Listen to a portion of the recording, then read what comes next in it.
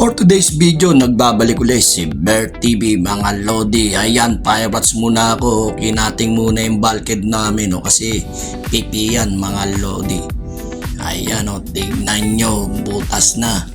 Firewatch ako dyan. Yan, kinakausap pa ako ng isang mama. Sabi ko, di ko alam. Ayan, pa selfie muna, pa video.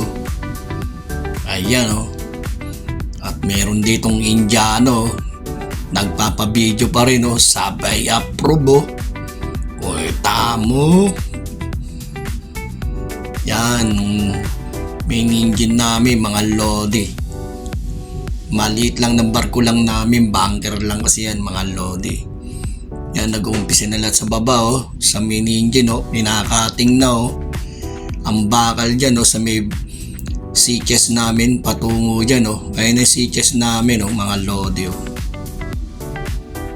yan malalaking bakal yan, tatanggalin yan lahat, papalitan ng bago lahat ng barbula dyan mga Lodi. Kasi yung problema rito, kala namin matagal kami rito, iabutin kami isang buwan, ng pala 17 days lang mga Lodi. Mabilis ang dry dock lang pala to. Ayan mga Lodi May 4, nasa Jamaica na kami. Yan mga Lodi, tingnan nyo yung cooler namin, baklas din yan, palit bago. Yan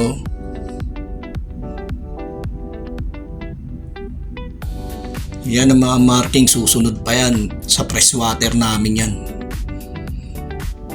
Yan magugulo pa mga Lodi, mga barbula namin nakakalat.